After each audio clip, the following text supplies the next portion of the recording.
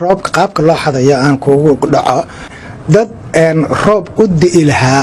baa laga dafaa oo laga duufsadaa oo laga dhacaa roobka allah subxaanahu wa tacaala keliga ayaa maamula oo bini aadamku waxba kama galo isaga unbaa soo dejin karaa isaga unbaa celin karaa ama bini aadamku inuu isbara u dhigto ee roobkii ilaahay jalla wacala soo daayey ee rabbi dad ugu talagalay inay bini aadam kale isbara u dhigtaan oy leexsadaan hadda waa hadal aan meeshiisa loo eegan waa hadal waxa weeyaan aayaadka rabbi looga hor imaanayo maxaa yeele rabbi isaga ayaa odhanaya afara'aytum maa alladii tashrabuun a antum anzaltumuuhu min almuzni am naxnu lmunziluun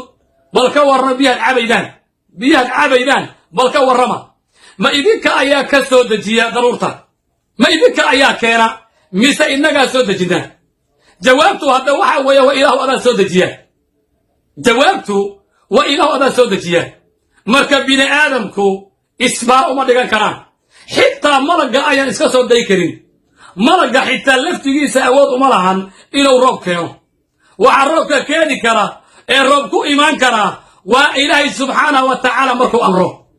ileen malaa'igta alla jalla wacala isaa nooga warramaye laa yacsuuna allaha ma amarahum amarka ilaahay ma caasiyaan amarka ilaahay siiyo ee ilaahay faro ma caasiyaan haye wayafcaluuna maa yu'maruun wixii la faray sameeyaan wixii la amro ee ilaahay jalla wacala soo qadaro ayay malaa'igtu sameeyaan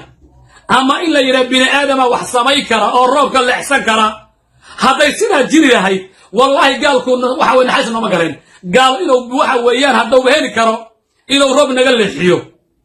hadde waxa weeyaan mid hub kugu soo weeraraya miyaa roob kuu dayn lahaa haddau awoodda noocaasa leeyahay marka abaarta jirtaana waa iska imtixaan waxaa jira biyo la'aan waa imtixaanna lagu imtixaanay inaan rabbi jalla wacala barinno oon rabbi baahi u sheeganno oo rabbi u tadarrucno oo rabbi isu dulayno sida ayaa la doonayaa ama inay kaa dhaadhaxdo ee qolo balaaya waxa weeye meel dal wax ka soo barta ku yidhaahdaan roobkii waa laga leexsadaye roobkaagi waa la leexiyeye war iyaga laftigooda hadda waddamada hadda dariska nala ah abaarta waa haydaa oo iyagu ku wooli aaway haddaa xitaa tira annagu wax dowlad la yidhaahdo iyo wax nidaama iyo wax hawa ilaali midna mali tiraahdo war iyagu waxay leeyihiin dowlade ee abaartan ku habsama iska celiyaan wax ka qabtaan wax kama qaban karaan